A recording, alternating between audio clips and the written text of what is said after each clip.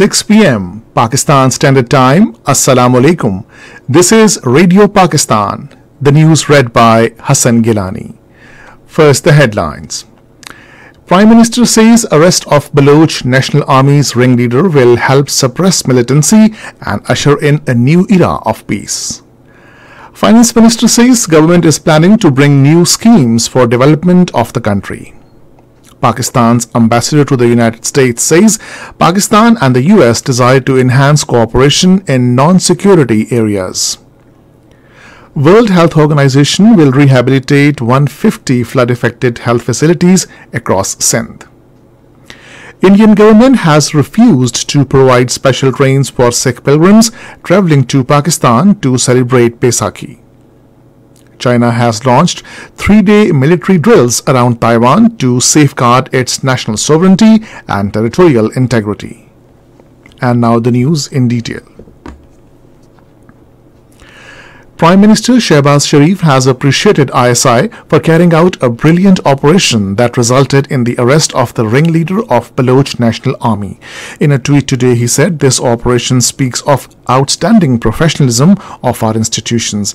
He said the arrest will help suppress militancy in Balochistan and usher in a new era of peace. Punjab Governor Muhammad Baligur Rahman met Prime Minister Shehbaz Sharif in Lahore today. Matters of mutual interest and overall law and order situation in the province came under discussion. On this occasion, the governor presented a check to Prime Minister for earthquake effects of Turkey and Syria.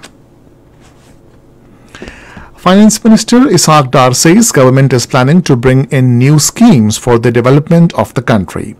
In a video statement today, he said provision of fuel subsidy to motorcycles and cars up to 800cc is under consideration. He said he will virtually attend the upcoming annual spring meeting of the International Monetary Fund. Refuting the impression given by some media outlets, Ishaq Dar said our team will be participating in the scheduled meetings as per routine, whereas he will attend important meetings virtually. Citing prevailing political situation of the country, the minister said he decided to participate in the IMF meeting virtually as Supreme Court of Pakistan has asked the government to provide funds to Election Commission of Pakistan to hold elections in Punjab. Ishaq Dar said Pakistan has repaid debt around $11 billion in the past few months. He expressed the hope that staff-level agreement with the IMF will be finalized soon. Minister for Planning and Development Ahsan Iqbal says China-Pakistan Economic Corridor provides a chance to Pakistan as well as other countries to make progress in various fields. Talking to China Economic Net, he said, although China-Pakistan Economic Corridor is a bilateral project, but its scope is regional.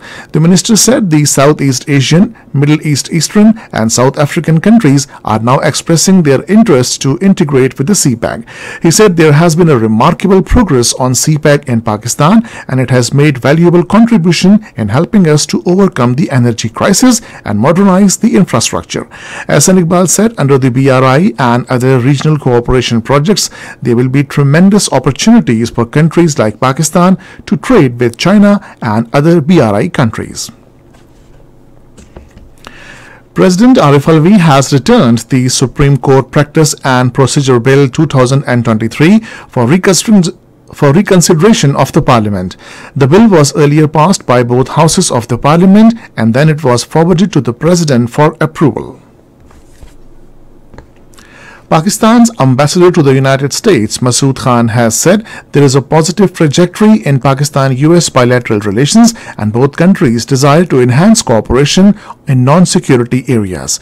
Talking to CEO of World Affairs Council of America, Matthew Hughes, in Washington, he underscored the importance of linkages between academicians, educational institutions and diaspora to forge solid foundation for long-lasting relations.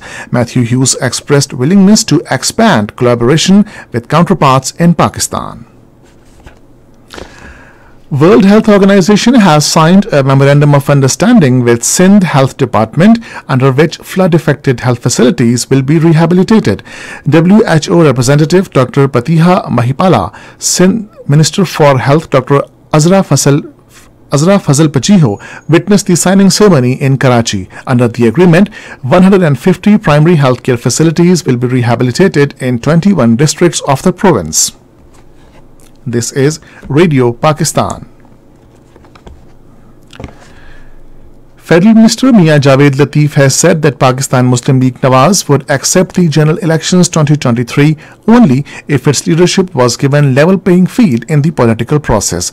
Addressing a news conference in Lahore today, he said no political body wanted to avoid elections, but equal opportunities should be provided to all before holding elections.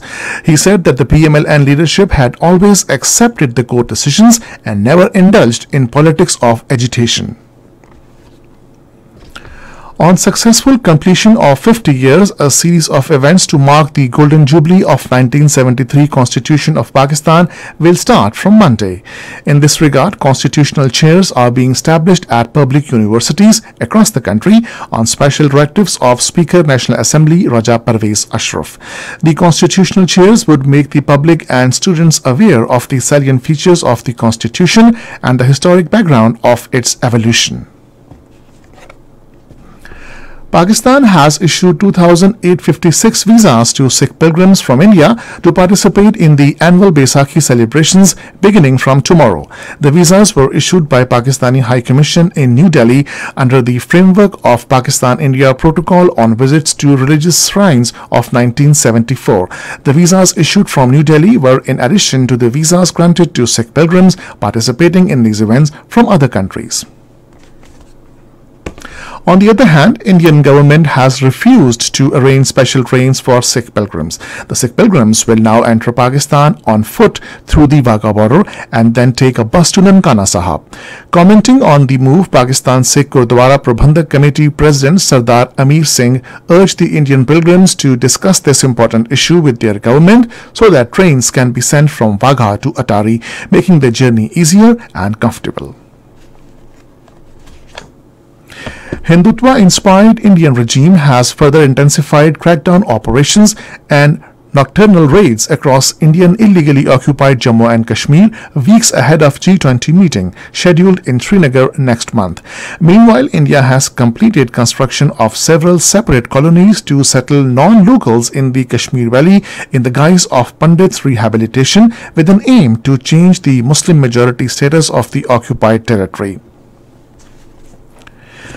APHC has voiced serious concern over worsening situation in Indian illegally occupied Jammu and Kashmir, urging the world community to take effective cognizance of India's apartheid regime's double-edged onslaught against Kashmiri people. Talking to media in Mirpur, senior leader of the All Parties Hurriyat Conference, Altaf Hussain Wani, urged international community to take effective notice of the worsening political and human rights situation in the region and play its much-needed role to help resolve the lingering dispute as per UN resolutions. Iran and Turkey have called for Muslim unity and urged for an emergency meeting of OIC to counter the notorious acts of Israeli government.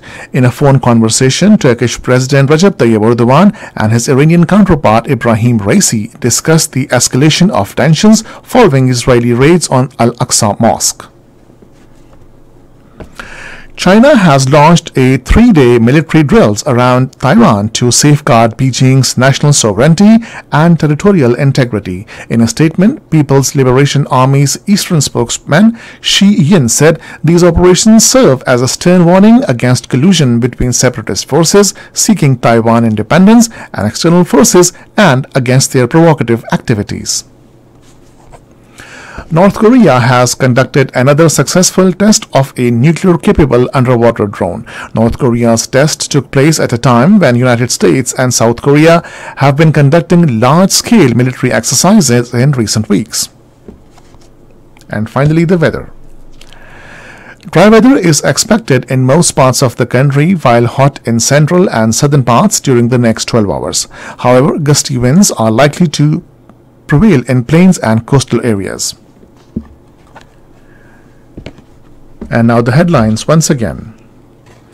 Prime Minister says arrest of Baloch National Army's ringleader will help suppress militancy and usher in a new era of peace. Finance Minister says government is planning to bring new schemes for development of the country. And this is the end of the news. For more news and analysis, log on to our website radio.gov.pk and also watch live video streaming of our bulletins on the link facebook.com/Radio Pakistan News Official.